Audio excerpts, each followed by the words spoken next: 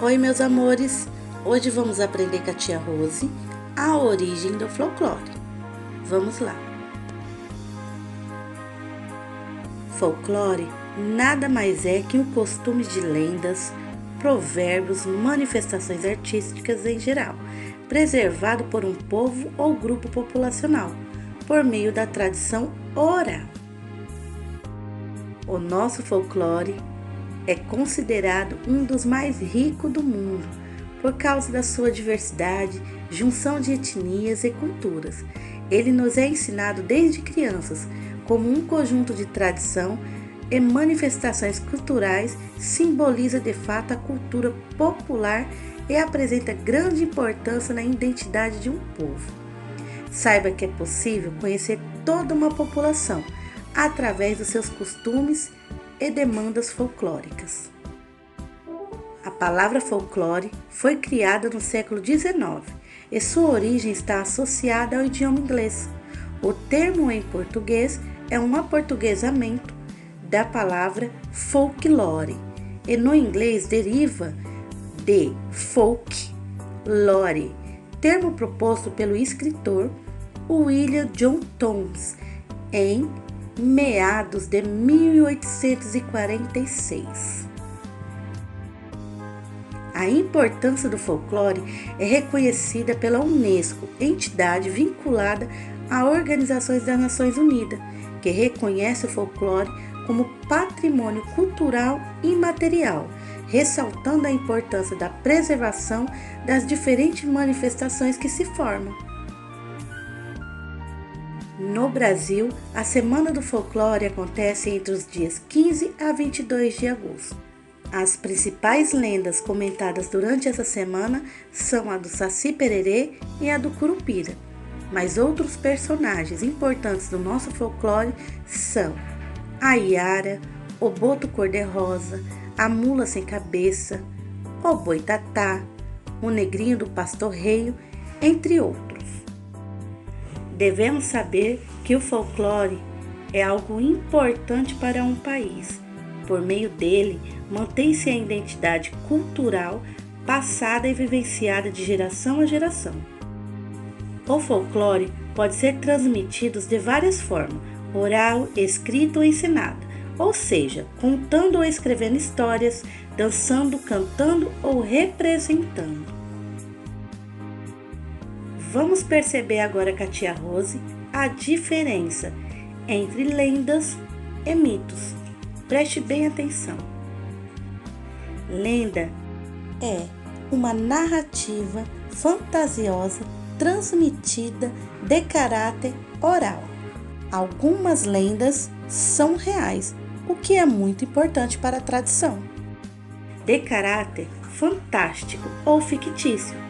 As lendas combinam fatos reais e históricos com fatos irreais que são meramente produto da imaginação das pessoas ou de uma população.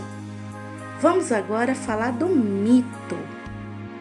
Mito é uma narrativa de caráter simbólico e imaginético, ou seja, o mito não é uma realidade independente, mas evolui com as condições históricas e étnicas relacionadas a uma dada cultura. Ressalto também que os mitos costumam narrar acontecimentos de um passado distante. Eles dão sentido à vida no presente, pois explicam como o mundo e todos os seres passaram a existir. Mitos se relacionam com a vida social, a religiosidade, o modo de pensar de um povo inteiro. Ou seja, devemos saber então que lendas e mitos brasileiros possuem origem da mitologia dos índios nativos, em um conjunto com os mitos trazidos da Europa pelos portugueses e da África pelos negros. A mescla de diferentes culturas permitem produzir mitos únicos, mas também é possível observar diversos elementos comuns com os mitos de outros povos.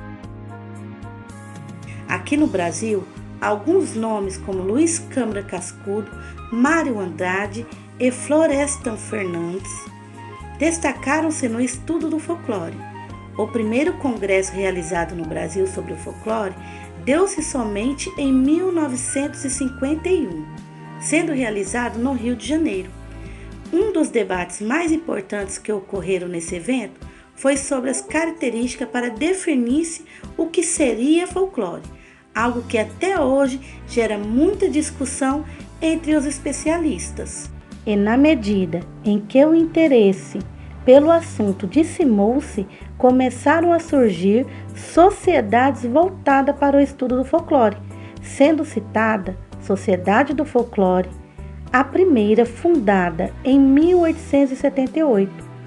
Essa determinou sim o que faria parte do folclore brasileiro. Ou seja, narrativas tradicionais, que são os contos, as lendas, os mitos. Costumes tradicionais, que são as danças brasileiras típicas de todo o Brasil, como o carimbó, quadrilha, baião, chachado, forró, bumba meu boi, samba, pagode, o frevo, capoeira e outras mais danças escondidas em todo o país, assim como as comidas típicas, como feijoada, baião de dois, cuscuz, pamonha. Fazendo parte desse cerco também as vestimentas, seguindo de acordo para cada região.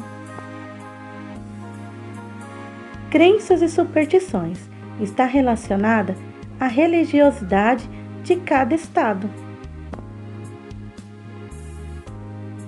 Linguagens populares, relacionado ao dialeto popular, a forma e expressões como os jargões, sotaque de cada estado, as gírias, enfim, todo meio diferente de falar. Agora me diz você, de qual região você é? Quais são os costumes e crenças da sua região? Faça aí o seu comentário, assim eu vou conhecer você melhor e saber até onde chegou esse vídeo. Beijo e até a próxima aula. Tchau!